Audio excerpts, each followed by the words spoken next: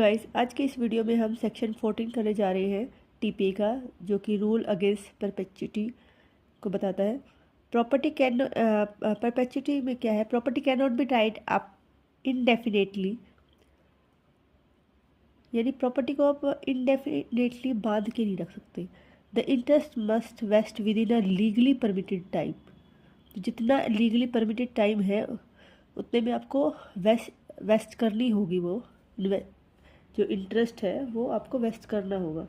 Perpetuity means indefinite period where a property is transferred in such a way that it become not transferable in future for an indefinite period. The property is tied up forever. Section 14 prohibited a disposition which tends to create future remote interest. Better name of this rule, the rule against remoteness of vesting. The main object of the rule against perpetuity is to ensure free and active circulation of property for purpose of trade and commerce, as well as for the betterment of the property itself. यानी it's property की betterment के लिए या trade और commerce purpose के लिए भी property का एक जगह बंधना ठीक नहीं। तो प्रॉपर्टी का सर्कुलेशन, ये जो एक्टिव सर्कुलेशन बहुत ज़रूरी है, तो इसके लिए ये रूल अगेंस्ट परपेचुटी लेके आए गए। इसके एसेंशियल एलिमेंट की बात करें तो आपकी है ट्रांसफ़र ऑफ प्रॉपर्टी होनी चाहिए, ultimate benefit of unborn person who is absolute interest, creation of future interest, life in being में माइनॉरिटी पीरियड अलाउड है आपका।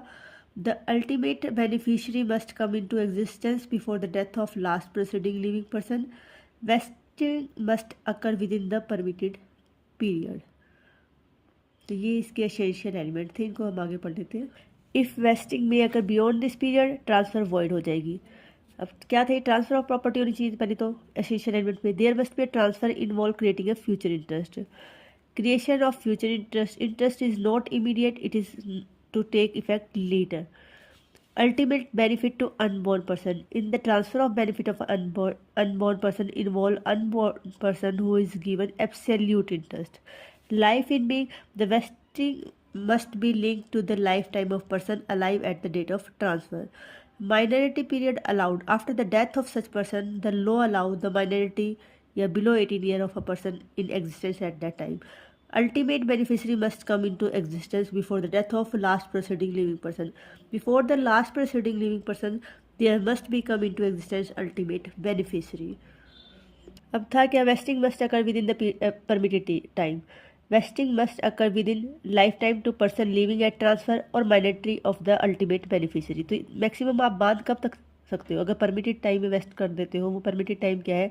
तो life time of person of living at transfer, उनका लाइफ टाइम प्लस माइनॉरिटी की जो ultimate beneficiary की minority as तक, ये टाइम।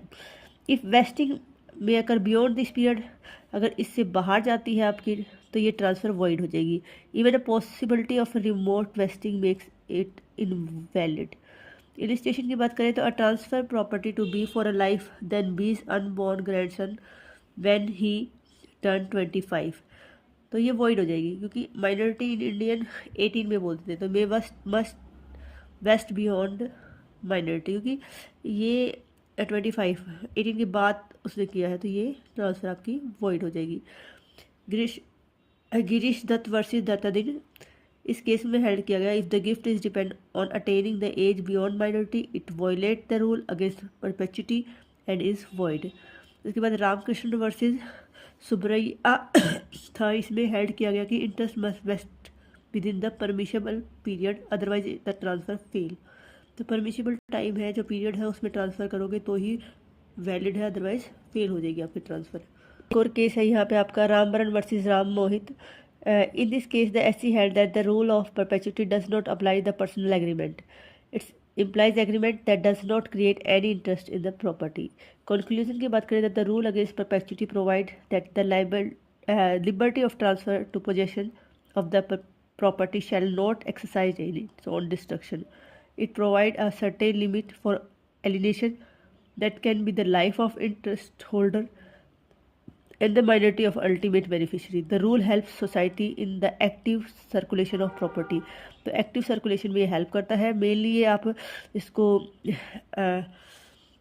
प्रॉपर्टी को कब तक होल्ड पे रख सकते हो, एक तो minority of the ultimate beneficiary by जो बेनिफिशरी है उसकी, और एक लाइफ ऑफ इंटरेस्ट जो है उनकी लाइफ तक।